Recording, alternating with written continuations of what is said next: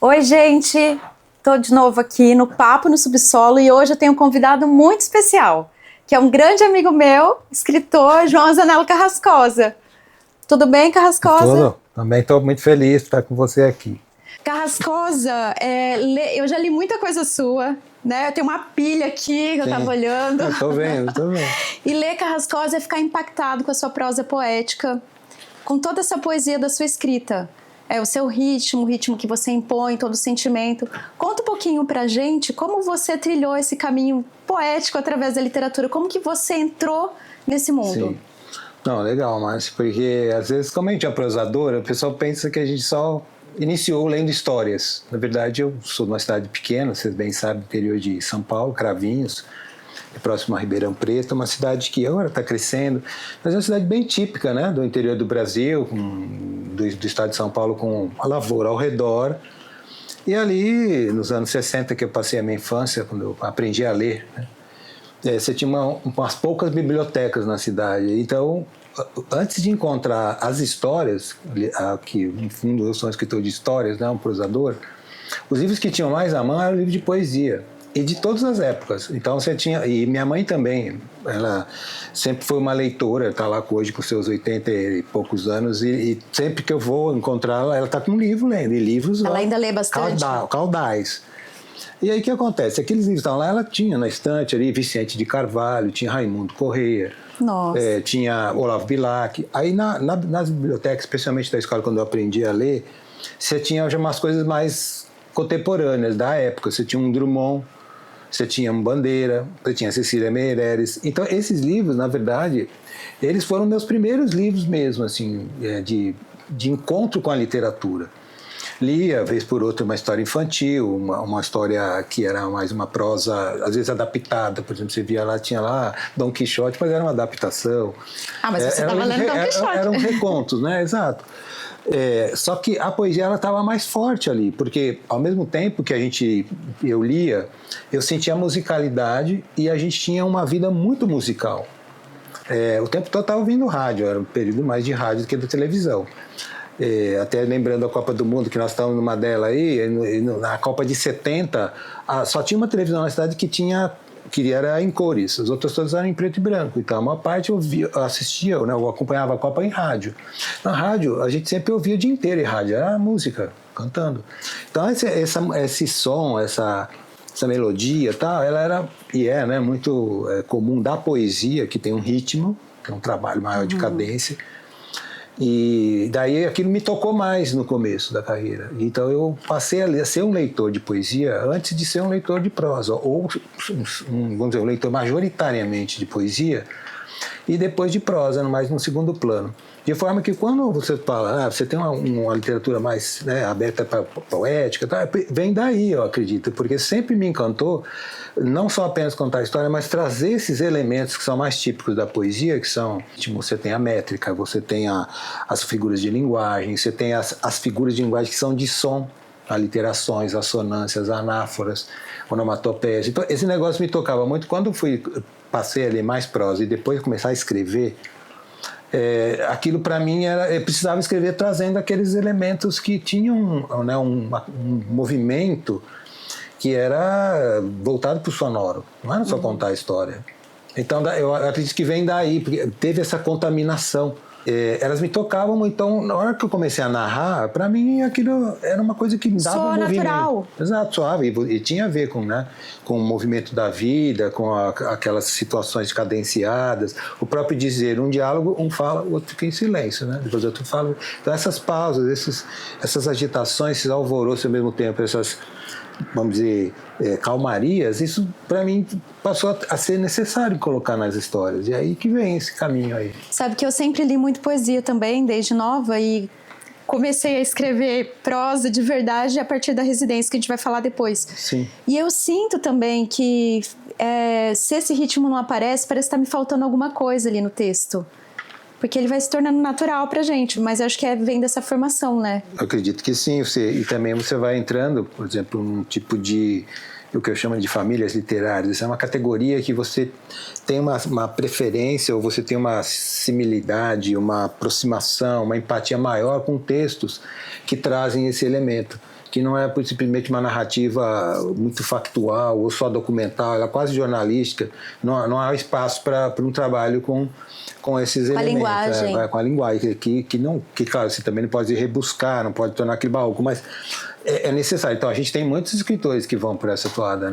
Uma linha, por exemplo, diz que uma família literária de escritores que trabalham nessa chave. Por exemplo, tem o Osman Lins, você tem o Raduan Nassar.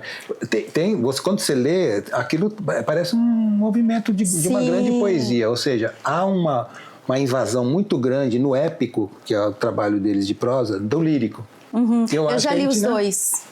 Então, a gente vem daí. Você provavelmente, então, se você sente isso, é porque você veio de uma leitura que foi te formando como escritora também. Então... Isso me emociona muito. E assim, quando eu estou escrevendo, eu estou lendo alguma coisa, eu gosto do texto que me emociona. Às vezes pelo ritmo, a forma como ele vai sendo construído ali. Aquela coisa... Eu sou jornalista, né? Então, assim, aquela coisa muito factual não me atrai totalmente. Parece que é rasa, né? Embora ela esteja cumprindo o papel de narrar. As cenas acontecem e tal, mas falta, para mim, como leitora, falta alguma coisa, assim. Então, eu gosto desse tipo de texto. Isso a gente está falando dessa linha, mas a gente tem uma linhagem de outros escritores que são muito bons e são secos, né? Você tem, em geral, muitos europeus que trabalham língua inglesa, não gostam muito desse elemento mais do emotivo, mas às vezes até ele aparece, né, em diálogos, em descrição de cena, mas numa porcentagem ou numa dosagem muito menor do que a gente faz, digamos, dessa nossa linhagem. Né, desse caminho. Sim. E falando nisso, né, você é o mestre da literatura dos afetos. Eu não sei se eu sou mestre, mas eu tento trabalhar porque é uma coisa que já está no meu jeito de sentir. Eu tô lendo a Elegia do Irmão, porque o Mitucci falou muito da Elegia do Irmão para mim, eu já li muita coisa sua, e assim, eu sempre me emociono. E eu vejo que você traz algumas coisas nostálgicas também no seu texto, tipo, sei lá, tem a infância, mas às vezes tem uma dor naquilo ali, você não evita essa dor, né? Como é para você escrever trazendo tantas coisas bonitas, coisas tão emotivas mesmo, mas lidando com essa dor? Como você, como escritor, lida com isso? Olha, Márcia, eu acho assim, a dor é constitutiva do ser, né? A gente entrou na existência, vai ter, já acorda, ou já leva um tapa, né? Para poder gritar, para poder entrar nesse mundo. Mas alguns escritores, como a gente está falando, trabalham mais esses elementos que são mais da vida dolorida, da vida do sofrimento, da vida que apresenta vamos dizer, um caminho de perda mais constante, e faz disso um elemento, né, de uma matéria-prima do seu próprio fazer. Há outros que não, que claro, não é que deixam de ser humanos e não sofrem, também não têm lá suas mazelas, as suas dores, mas eles não trabalham com essas... vamos dizer, com essa argamassa na sua própria literatura. É uma questão de fazer, ou às vezes de escolha, às vezes de opção, e também de limitação. Porque a gente trabalha com aquilo que a gente tem. A gente não é o outro, a gente é a gente. E às vezes os escritores eles vão entendendo que aquilo não lhe interessa, o que interessa é ler isso no outro, mas ele não sabe, eu não quero fazer. E aí então você vai encontrando aí esses caminhos. Eu acho assim que, para mim, é como se fosse buscar dentro das minhas profundidades, não a razão, mas o entendimento e a compreensão desses movimentos que a gente tem, às vezes de falta, de perda, de ausência, de morte, e mesmo de coisas boas, me toca mais. Eu sinto que estou mais vivo quando eu sento para escrever algo que eu vou fazer um personagem, que às vezes é uma mulher, que eu não sou uma mulher, mas que eu vou puxar uma dor. E, por exemplo, você falou da Elegia do Irmão. A Elegia do Irmão é esse romance no qual um jovem, né? Vamos dizer um jovem, né? Ele não é tão assim, maduro ainda, ele perde uma irmã que vem antes dele na vida. Então, é como se, muito próximo, né? E ela vai embora muito cedo. Então tem todo um pensamento na constituição dessa história que teria duas partes. Quando ele fica sabendo que ela está doente, não se abre também qual a doença, não precisa, né? Que ela está ali ainda, mas ele sabe que vai perder. E depois no segundo momento, quando ela já se vai, aí sim que nasce a saudade, ou seja, a perda realmente ali se abre como uma grande ferida, que antes só tinha um pequeno risco, um pequeno corte. É que acontece, as pessoas que leram, muita gente que leu esse livro, coisa e tal, eles falavam assim, nossa, você perdeu uma irmã, coisa e tal, né? Mas eu não perdi nenhuma irmã. Agora, como que eu trabalhei aquela história? Eu lembrei da minha avó, que a minha avó ficou um tempo doente, uma pessoa muito importante para mim, em termos, né, da construção da minha ânima, né? Minha avó materna, né, lá de Cravinhos, e ela... eu aprendi muitas coisas com ela, e era a mulher que eu visualizava como uma referência feminina, sabe? De mulher forte, de mulher compreensiva, de mulher que não precisava falar muito para entender as coisas, uma mulher jamais vivida e experiente, porque você pode envelhecer e continuar, né, na epiderme, né? Então Sim. É o que fala a diferença do ancião e do velho, né? O cara pode chegar na velhice e continuar uma pessoa que parece que nem viveu, né? E essa minha avó, com esse aprendizado, quando ela ficou um tempo doente, a gente começou a ver que que não ia ter volta, né? Então a gente foi fazendo uns revezamentos dos netos, das netas, até chegar um momento que ela teve que ter uma cuidadora e tal, e em 8 meses ela morreu, e ela estava com a gente ali, 8 meses antes ela estava com a gente, nas festas, tinha um irmão meu mais novo casando, tudo ali.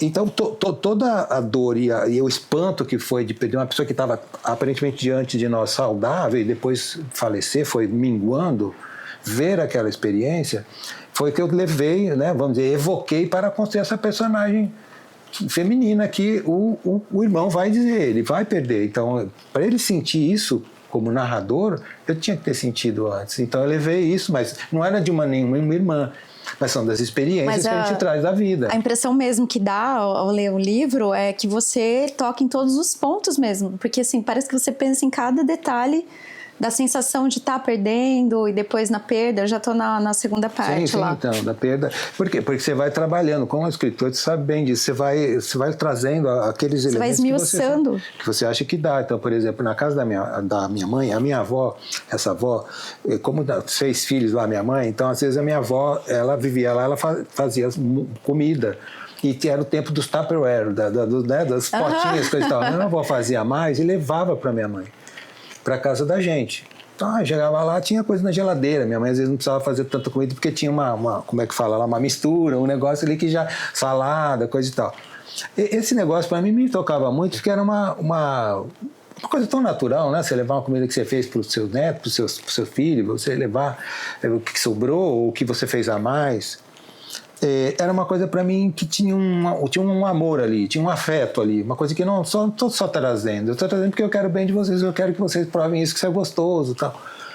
E na história, eu queria trabalhar com esse negócio, mas eu não sabia como, porque para mim não fazia sentido. É uma irmã que está morando com o mesmo irmão, né? Eles vivem na mesma casa ainda e tal.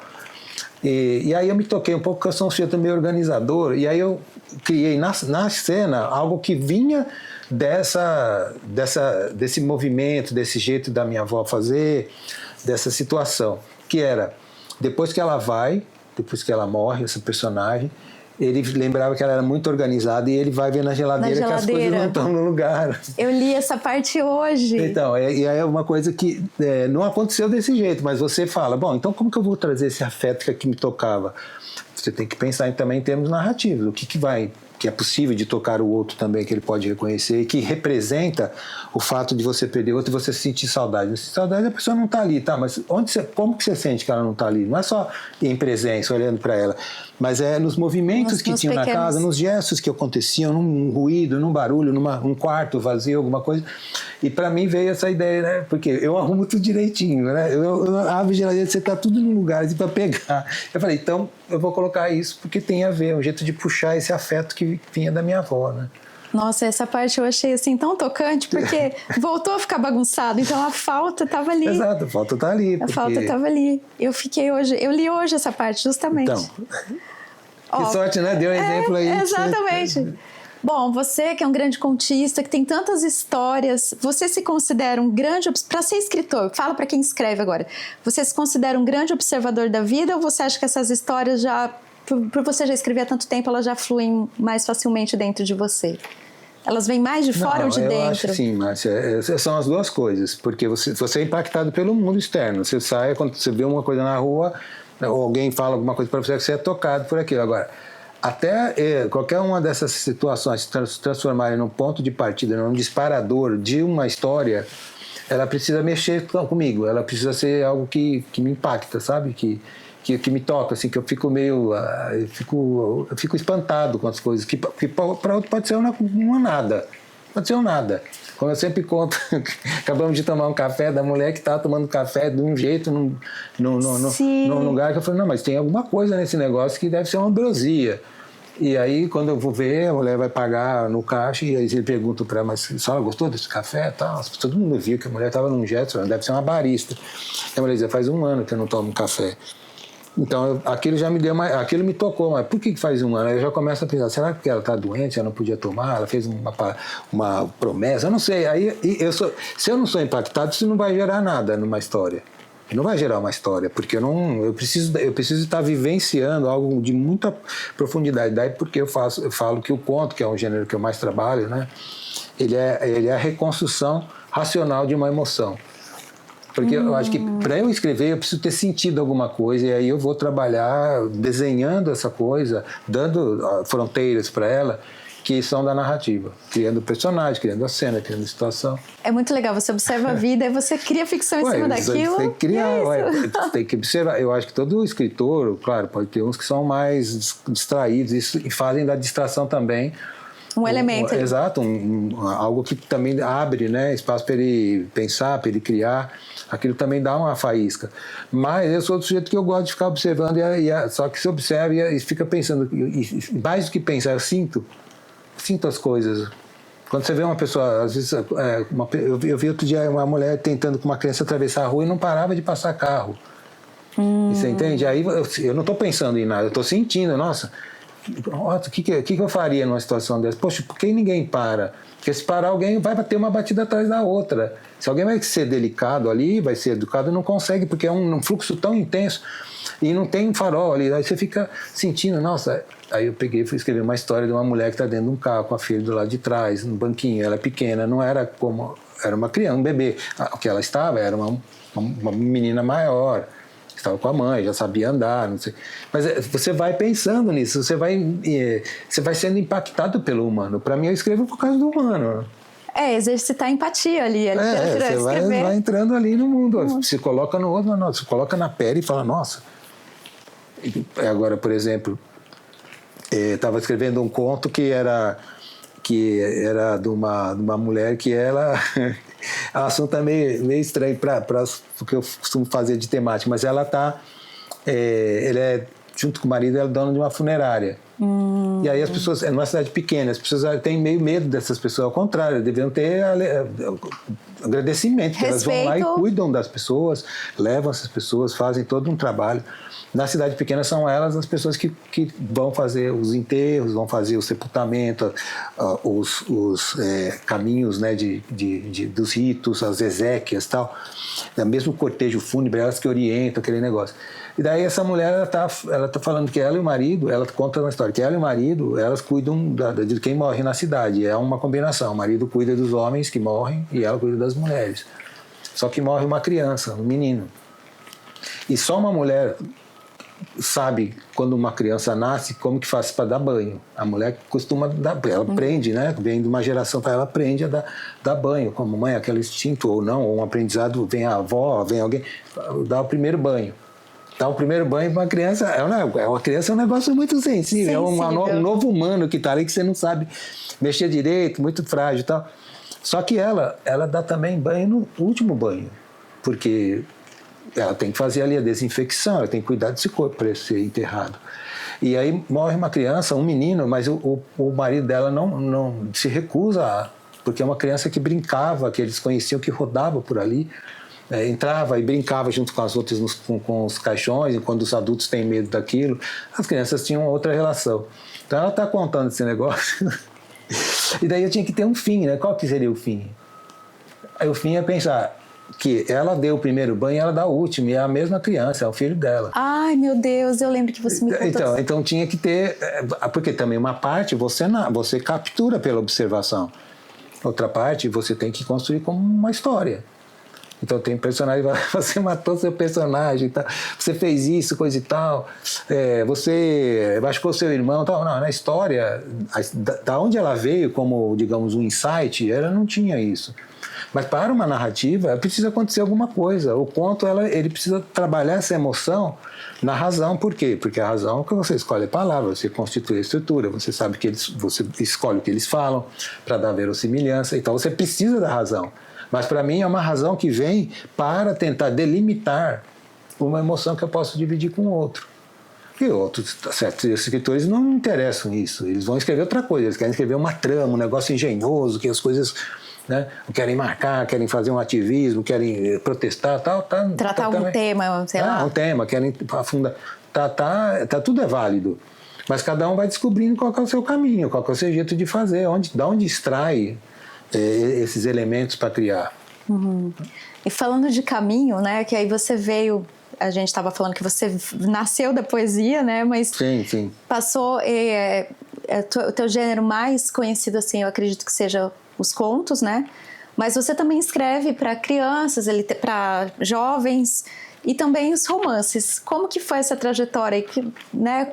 Passar por tudo isso? É muito legal, Márcia, porque como eu comecei com a poesia, né, nessa como leitor, eu escrevi 2 livros de poesia que eu publiquei na minha cidade, e ninguém sabe, eu fiquei no... Olha! Vou te dando essa pala nova aí, contando esse segredo.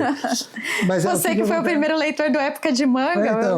Pois é, e aí era justamente isso, eu era muito menino e tal, e aí eu descobri um jeito lá que era o que hoje se fala de uma autopublicação, e aí publiquei lá em Ribeirão Preto, no meio de uma gráfica, meu tio me ajudou, porque tinha que pagar aquele livro, coisa e tal. Depois a gente vendeu tudo, e aí eu vendi tudo e ganhei tanto dinheiro, né, que sobrou. Eu falei, vou fazer um outro livro. Aí eu fiz com o meu próprio dinheiro, devolvi o dinheiro pro meu tio e falei, agora eu vou fazer o meu.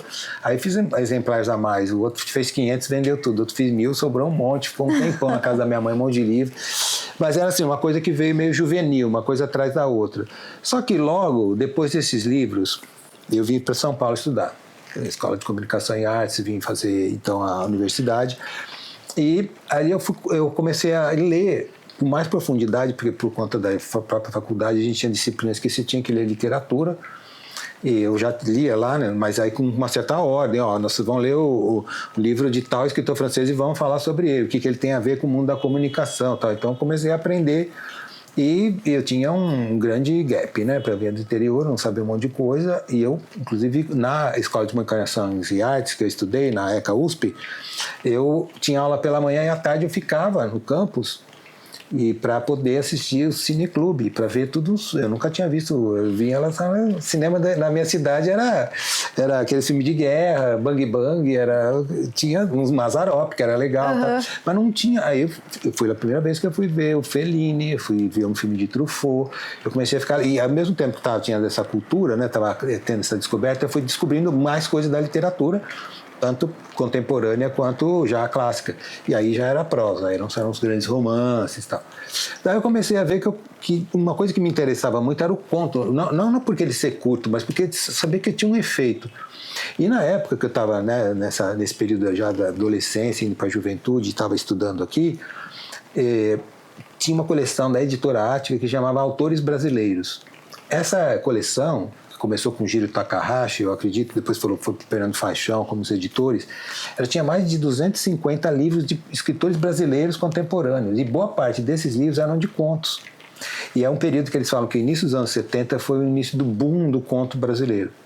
Ao mesmo tempo que está dentro do boom da literatura latino-americana, com os romances, né? Mas também com contos. Você tinha um Borges, que nunca deixou de ser um contista, né? O Cortázar, que tinha lá os prêmios, que eram romances, depois ele escreveu outros, mas era um contista, né, de grande mão. Tinha todo esse lance latino-americano, mas tinha essa potência, né, essa descoberta do conto brasileiro contemporâneo, porque já tinha uma tradição, né? E aí eu comecei a ler esse monte de livro, um atrás do outro, porque tinha na biblioteca lá da ECA e da Letras também, que eu tinha acesso, né, porque a cidade universitária estava no campus da USP.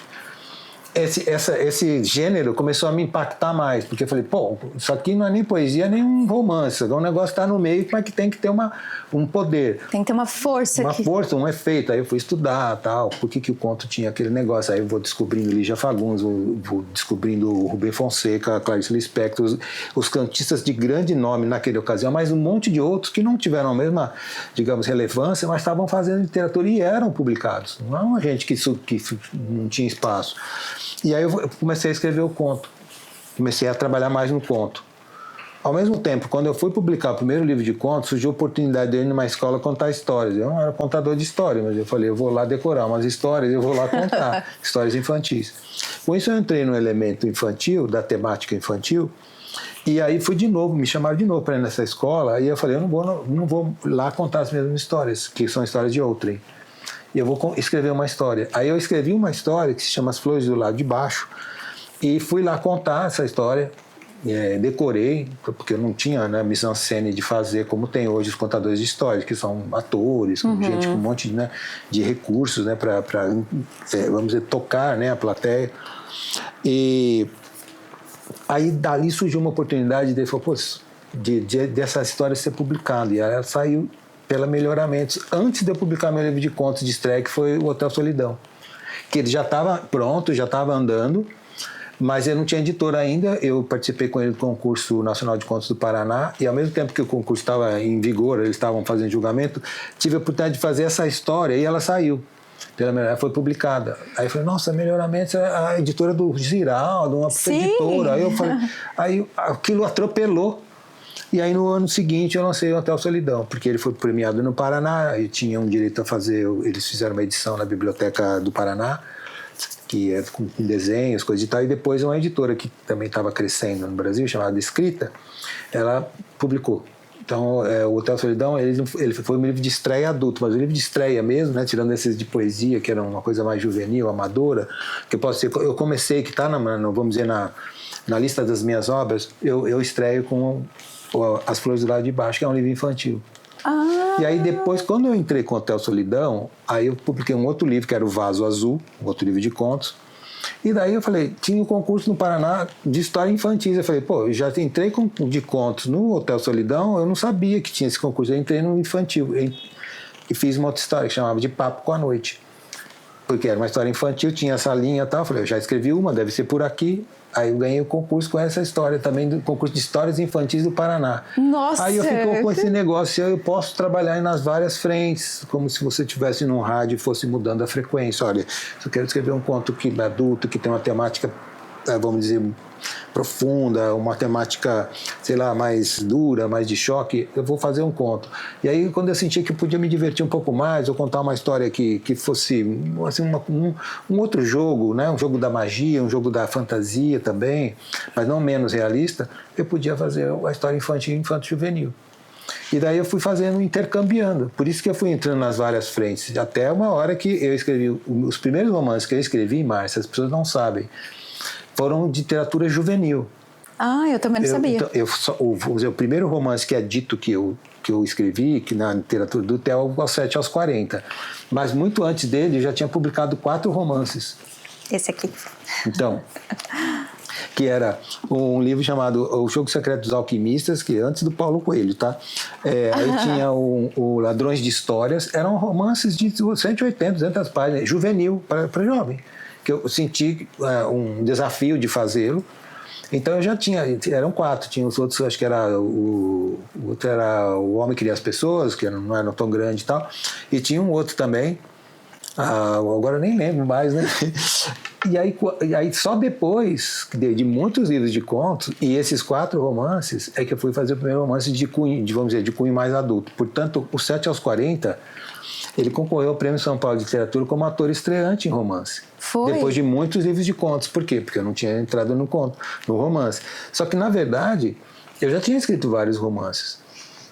Porque esses livros juvenis são romances, eles continuam vendendo, eles estão aí rodando. Eles continuam, eu não sabia São vários livros. E tem um que é engraçado até numa residência que a gente deu, na Dias Raros, eu levei ele como um romance que tem um deles que é o Ladrões de Histórias, que você, conforme você acaba um capítulo, você tem a opção para ler, para ir para 1 ou 2 ou 3 capítulos que você escolhe. Eu me lembro de você ter comentado isso. O Jogo Secreto dos Alquimistas. Esse livro eu escrevi no meio dos livros de contos, antes do livro Hotel Solidão, que é o livro, vamos dizer, com romance adulto de estreia. Então eu já estava com uma mão fazendo isso daí. Porque quando eu tinha já lá, sei lá, quase 10 livros de contos publicados, eles falavam, quando você vai chegar no romance? Não, o romance não é questão de você ter muitos livros de contos e você não tem fôlego para o romance. Eu já fiz romance. É que eu não tem nenhuma temática que me interessou. Aí quando chegou um edital da Petrobras, edital do Petrobras Cultural, tinha um espaço para literatura, que até então era mais para o cinema, para o teatro, para dança. Aí tinha para literatura. Eu entrei para fazer um livro que eu achava que tinha um lado de um personagem assim, no começo da vida e ele já mais né, experiente e tal.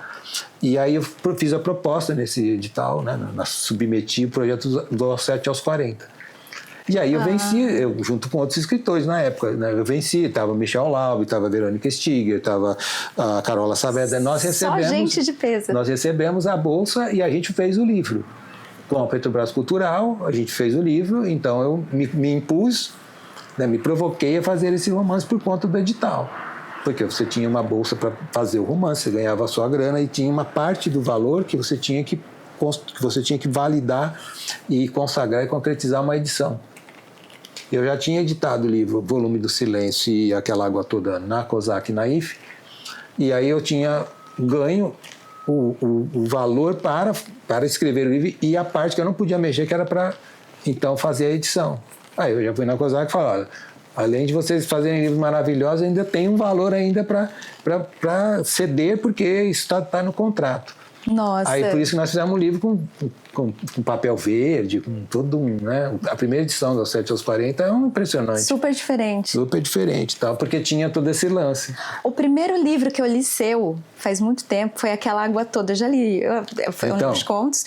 Eu acho muito fofinho, eu li 2 vezes. Falei, não, isso é diferente. Aquele que é da COSAC, que é papel de seda, ou é o pequenininho, que é da Alfaguara? Pequenininho. Então, a edição primeira foi da COSAC na IFE, que tinha papel de seda. Nossa, que maravilhoso. E uma curiosidade, quando eu postei, a segunda postagem minha no Livros no Subsolo foi da trilogia do Adeus. Eu li os 3 na sequência. Eita, nós, hein? Foi isso. Falando na Residência, né, Dias Raros, sim. Que é o nome de um livro de contos, que eu também já li. Sim, sim. Não, lá eu me lembro que você estava falando dos romances disruptivos, que faziam que tinha algo. Eu me lembro dessa aula que você deu. E aí, na sequência, saiu Flor de Pedra, que é uma história narrada por um cemitério. Sim. Fala um pouquinho dessa construção. Bom, eu adoro legal. Esse livro. Eu também fiz com muito carinho, sabe, Márcia? Flor de Pedra, eu acho que ele não conseguimos encaixar ele direito assim, ainda no nicho de leitores, né? Mas foi um livro que me deu muito contentamento em fazer, porque até as pessoas pensam que a gente tem a necrofilia, então não tem nada a ver. Por quê? Porque eu sempre digo, a história do cemitério, o cemitério não tem morte, ninguém morre no cemitério, pode até morrer, ter um infarto, mas é uma coisa mínima, as pessoas morrem em qualquer lugar, quase nunca em cemitério. Em cemitério você enterra mortos. Os cemitérios que eu visitei, inclusive da minha cidade de Cravinhos, eram cemitérios que a gente passava, os meninos, nós, garotos, passávamos para passear. Ele ficava um pouco fora da cidade, né, porque era meio que um consenso, né, na cidade, no país, de você fazer os cemitérios fora, então em bairros periféricos, e ele ficava a 2 quilômetros da cidade. E aí foi criando um bairro bem assim de circunvizinho, e para você ir ao cemitério, praticamente você tinha que fazer um cortejo de andar 1 hora a pé, ou iam os carros iam com carros, né? Porque não era fácil você ir. E as cidades, em geral, foram assim também. Sim. Depois a cidade engoliu, né? Como aqui em São Paulo, que tem cemitério da Consolação, cemitério da Araçá. Você tem lá, o pessoal vai visitar a Recoleta lá em Buenos Aires, e os cemitérios têm esculturas, né? Tem obras de arte, tem igrejinhas, tem um monte de coisa, né? Vitrais, tá?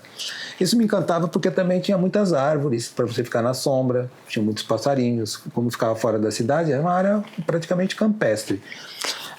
E eu tinha sempre uma ideia de que eu queria escrever um livro sobre um cemitério, que eu queria que um cemitério narrasse, para fazer uma conexão com Memórias Póstumas de Brás Cubas, que é um romance, né, vamos dizer, incontornável, tal, mas é um narrador póstumo, que fala a hora que ele morreu, que os vermes vão comer, coisa e tal, né? Os vermes que primeiro... Pois então, aí eu queria fazer isso, e ao mesmo tempo, Márcia, eu queria fazer uma homenagem à literatura.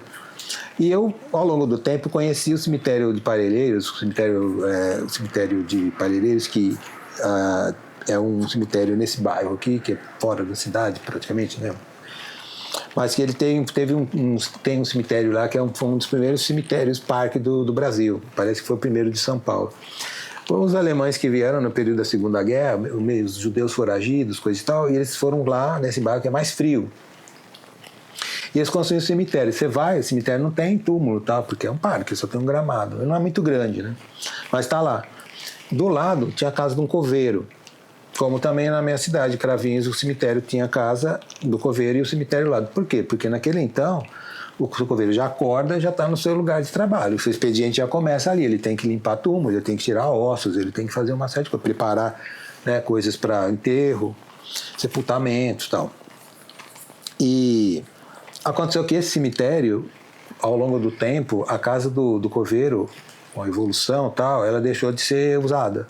O coveiro mora em outro lugar, no outro dia ele chega, tem lá uma edícula, ele abre, pega os equipamentos e vai trabalhar. Não precisa mais morar do lado do cemitério. A subprefeitura tirou isso daí. O pessoal de uma ONG ali próximo, ali de Parelheiros, que estavam procurando fazer um trabalho, descobriu essa casa e pediu se podia usá-la para fazer reuniões com mulheres, porque aquele bairro tinha muita violência contra a mulher, tinha inclusive, né, colocaram delegacia de mulheres, coisa e tal. Então, tinha uns jovens também que podiam ir para droga, uma coisa meio... Aí eles começaram a usar essa casa... Com uma função social. Exatamente, era uma reunião só com as mulheres inicialmente. Depois falaram, pô, mas a casa já nos cederam e a gente só está usando um dia, o que a gente vai fazer? Uma coisa que tem que ser permanente. Aí tiveram a ideia de fazer uma biblioteca. Ah, isso foi demais. E essa biblioteca se tornou, né, Caminhos de Leitura. E é por isso que eu cedei o livro. Eu queria fazer essa homenagem a eles, porque eu fui nessa biblioteca, achei incrível eles terem trabalhado aí. E era um jeito também de falar, né, escrever a história de um cemitério, que chega uma hora que ele não sabe mais o que fazer, porque ele já tem uma certa idade, ele conta a história dele, porque as pessoas só vão contar a sua história, né, sua autobiografia ou biografia, quando já tem uma vida, né, bem lá na frente. Fizeram algo, né? Já tem muita coisa para contar. É, exato. E daí também tem aquela tradição nossa, do cara que queria, nas novelas, né, na Globo, que tinha o cara queria inaugurar um cemitério. E ficou esse negócio e eu fui trabalhando pensando como que é um cemitério. E aí eu fui sentindo que todos nós somos um pouco cemitério, porque nós carregamos nossos mortos, eles estão enterrados em nós. E às vezes por outro a gente vem e reverencia, né? Mas eles ficam lá, a gente não pode lembrar deles todos os dias, senão também seria um massacre, né? Ficaria pesado, A né? gente vai seguindo a vida. E hoje, por exemplo, eu lembro muito do meu pai. Meu pai fazia festa de São João. Hoje é o dia de São João. Hoje é dia de São João. Né? E eu recebi o nome de João porque meu avô João, que pai da minha mãe, foi um homem com quem eu tive muita ligação como pequeno, né? E minha mãe quis me nomear com o nome dele, fazer essa homenagem. Então, eu sou João graças ao meu avô. Quer dizer, quando eu nasci, eu recebi o nome de João por meu avô. Meu pai fazia festa para nós no São João. Por causa de mim, mas para todo mundo, né? Festa junina, mas vamos lá. E meu pai morreu no dia de São João. Teu pai morreu no dia de São João? Então, hoje é um dia 24, é um dia de relembrança, um dia de evocação. E quando eu escrevi esse negócio de cemitério, eu queria que, fazendo um cemitério igual ao cemitério Caminhos de Leitura, homenageando essa iniciativa deles lá, também fazer a leitura do meu mundo. Então ali vai ter, a partir daquele cemitério e daquela biblioteca que vai ser bem copiada, né? que é feita, né? Aí é dito, inclusive, no livro que é inspirada, né, nessa própria biblioteca, puxar um Drummond, puxar um Machado, puxar um William Faulkner, puxar um James Joyce, porque as pessoas vão passar pelo cemitério para ir naquela biblioteca e tirar livros, então dá uma dinâmica literária no trabalho. E eu queria trabalhar muito com esses coros, para mim, né, esses coros que eu gosto das peças gregas, que tivesse um coro, porque o coro é a coletividade. Então daí esse romance ele veio. Eu fiz três, esse foi o romance que eu mais demorei para fazer, porque eu fiz 3 versões. Eu fiz uma versão que ele era muito misturado, o que o cemitério contava e as vozes de gente que está lá, morta. Ou são almas penadas, ou são espíritos de porco, sei lá, essas coisas, né? Que a galera acredita, fantasmas. Tal. Depois eu tirei e falei, não, ele tem que narrar de cabo a rabo. Mas eu não sabia como fazer, como terminar. E aí eu fiz a terceira versão, que é, bom, tem uma segunda parte onde vai chegar uma biblioteca. A biblioteca. E aí ele vai ser reavivado, né? Todo mundo vai querer passar ali para...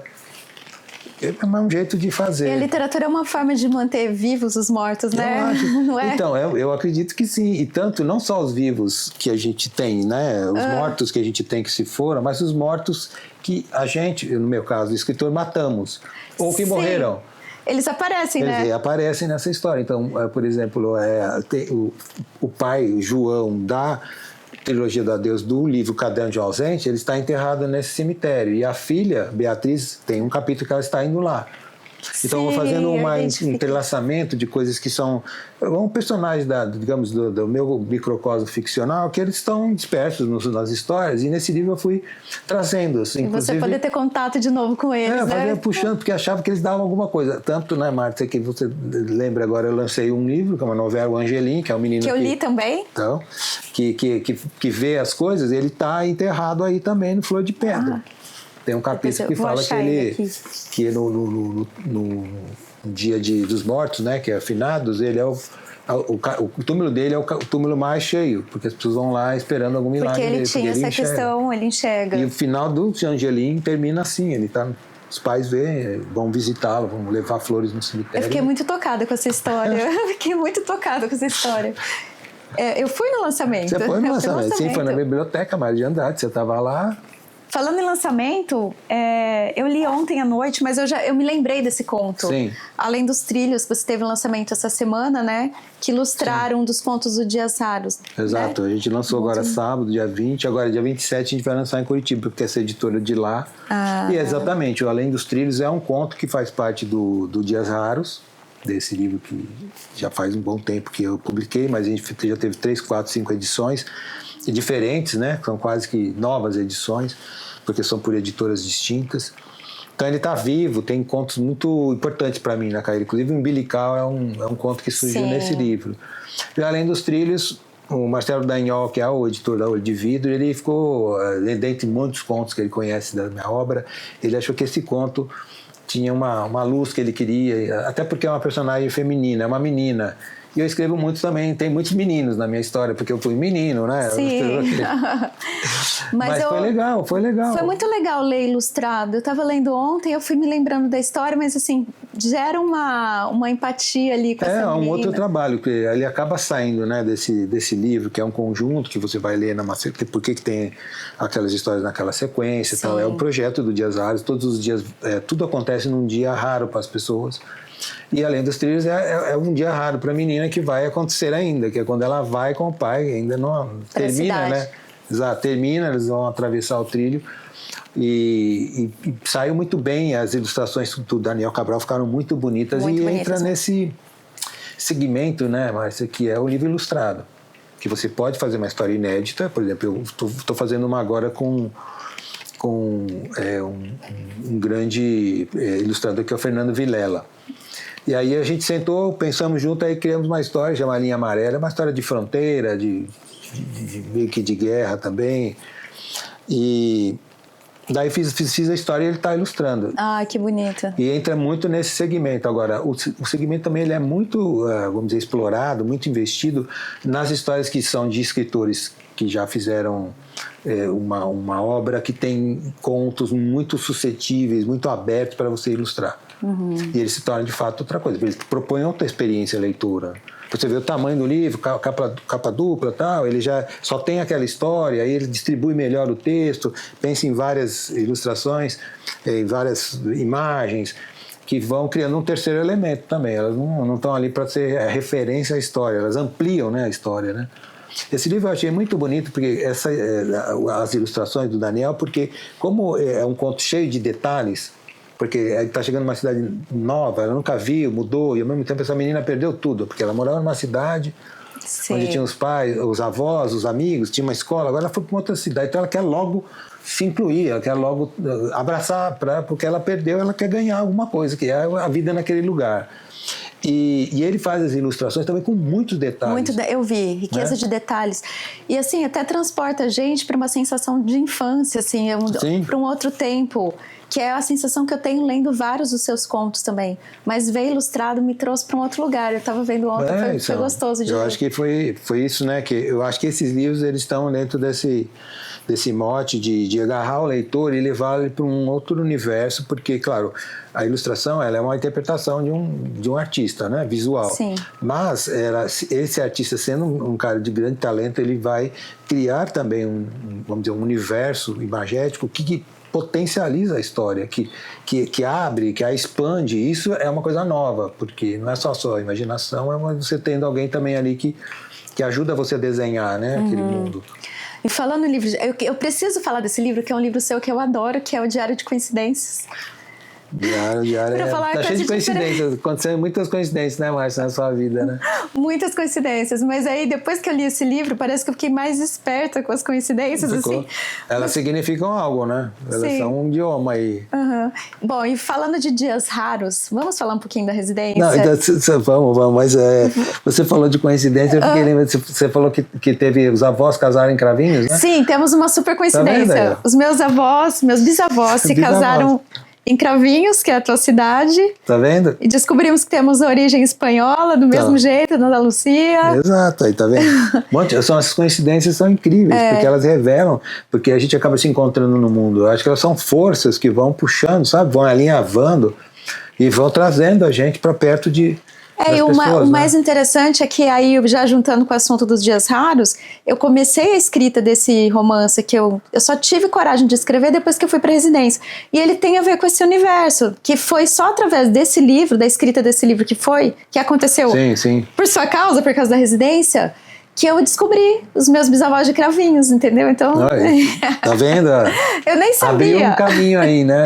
Exatamente. Então, vamos sim, Márcia. A residência literária de Dias Raros, você teve a oportunidade de vivenciar.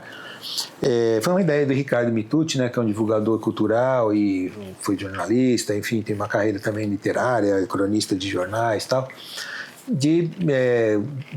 partindo de um evento que ele já fazia, que era o Viva Livros, que você reúne um escritor com pessoas que gostam de literatura e esse escritor escolhe uma obra e vai se falar dessa obra num lugar diferenciado, onde vocês vão viver 2, 3 dias.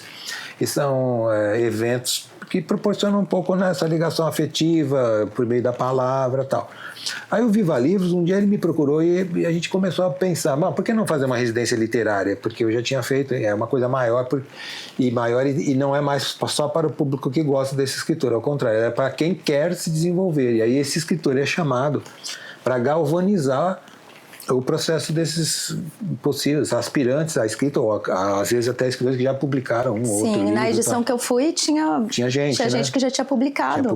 Eu acho que eu que não tinha ainda lá. Não, então, mas teve gente que não foi, tem gente que tinha um livro publicado, outros tinham, no caso, por exemplo, do Maurício Melo, que publicou um monte de livros, que foi, né, em outras residências, a gente tinha gente que não tinha livro, tinha gente que aquele ia ser o primeiro. O Luiz, que não tinha coragem de publicar também, então, que escrevia muito bem. E aí, qual a questão? A gente foi vendo que, se a gente fizesse, a gente teria que pensar nessa oficina para realmente acelerar, né, ser como uma enzima, catalisar esse processo.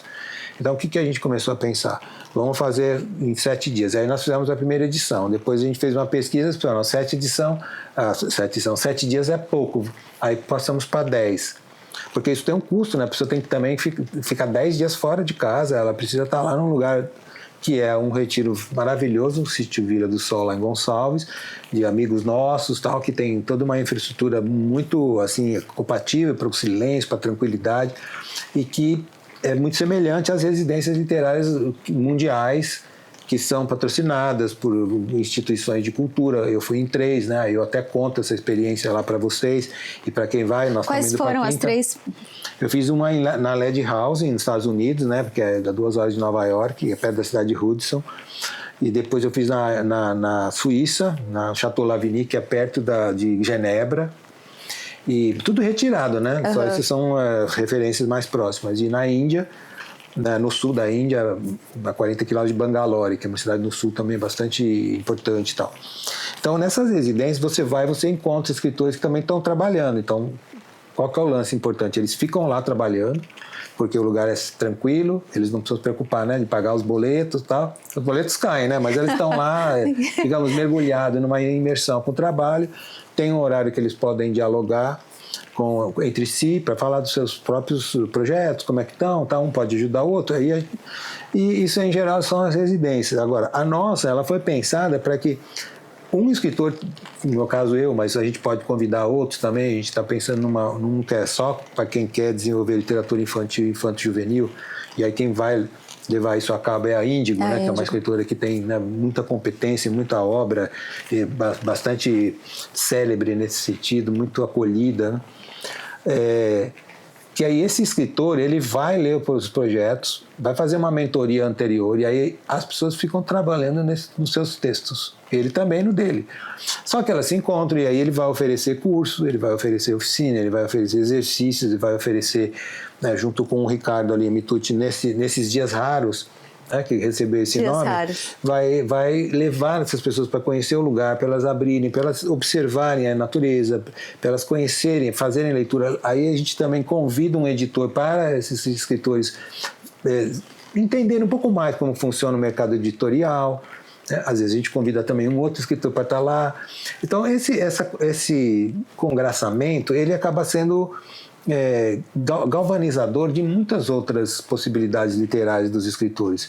E todos eles que vão, eles trabalham, eles saem de lá, tem gente que foi lá para começar o projeto. Eu. Né?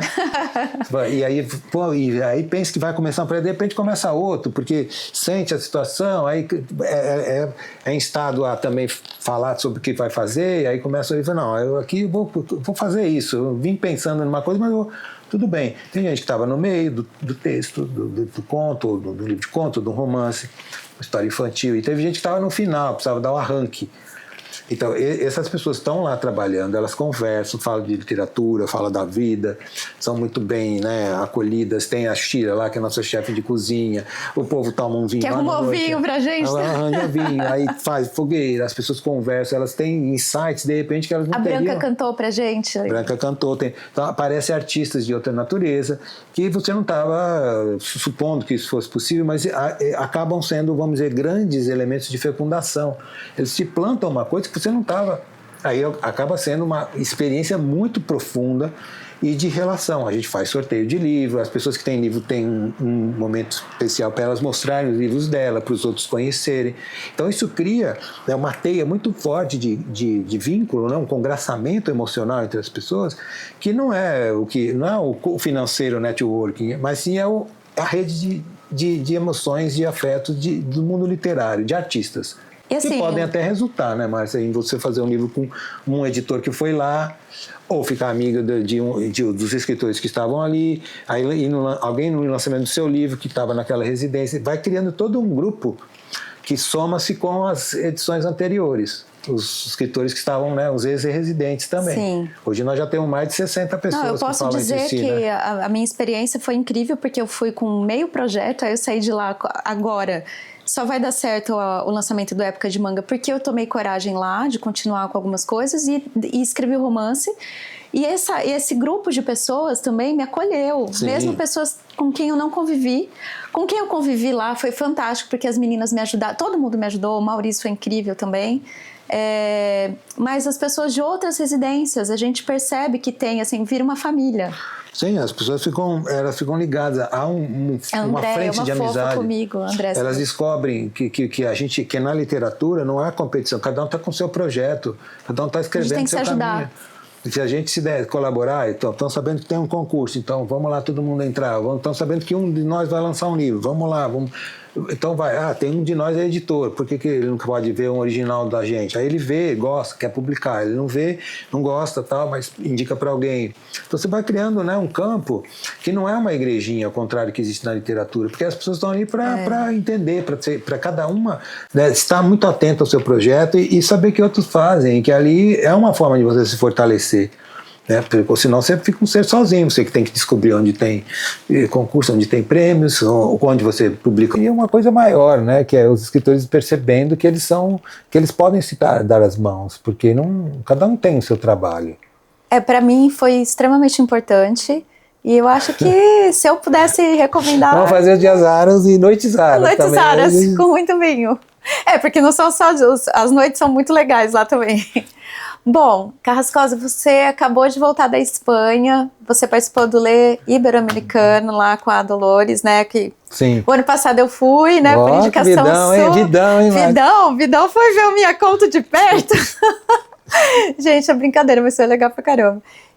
o Mário Lúcio também, esse ano ele estava lá, né? Conta um pouquinho da sua experiência esse ano lá, Então, que você falou para as pessoas. Eu só estava na plateia. Não, mas não importa, tá? Você foi partícipe e é o que a gente também foi, de certa maneira.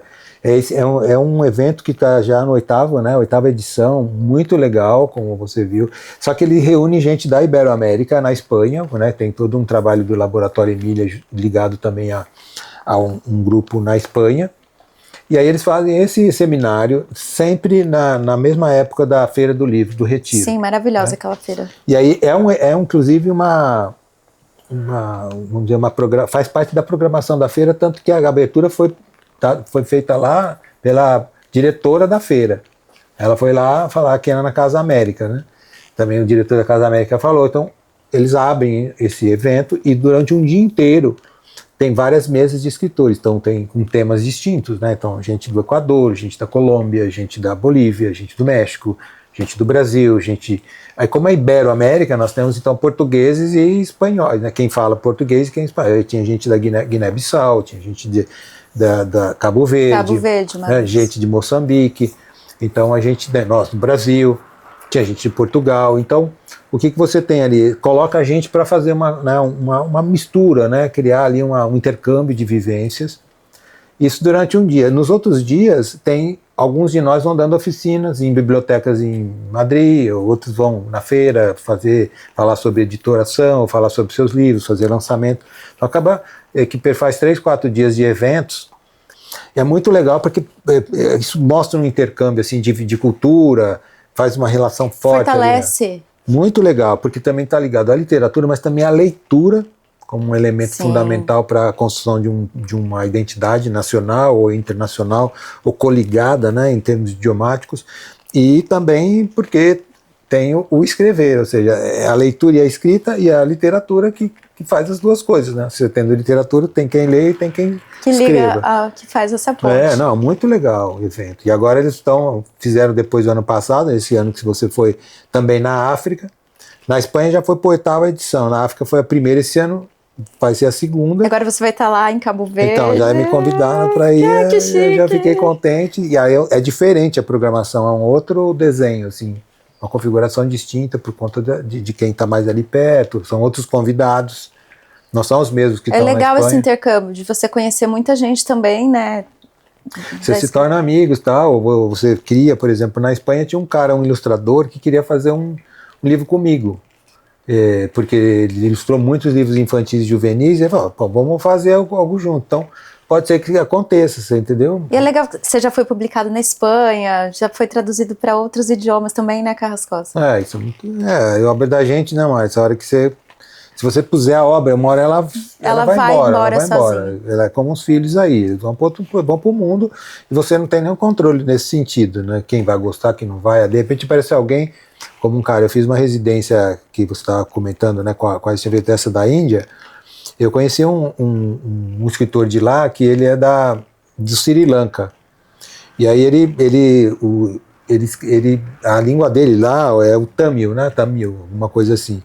Ele já traduziu contos meus lá. Agora, esse ano, depois de 10 anos, porque eu fui na residência lá em 2015, 10 anos, a gente se fala, tá? Ele me mandou uma mensagem que uma editora dele lá da Índia quer fazer um livro de contos meus. Só que assim, ele não entende português, então os contos têm que estar tudo em inglês. Eu, ao longo dos tempos, tenho mais de 30 contos em inglês, porque tive que traduzir, ou foram traduzidos porque saíram em algum livro, alguma antologia. Então, desses 30, eu peguei aqueles, entendi como que eu montaria. Tem que ter uma lógica, exato, né, que me representa, dos meus temas, coisa e tal. Aí dei um título, fiz uma ordem e tal, e mandei para ele. Ele está traduzindo. Isso no começo desse ano. Ele disse que sai o ano que vem lá no Sri Lanka.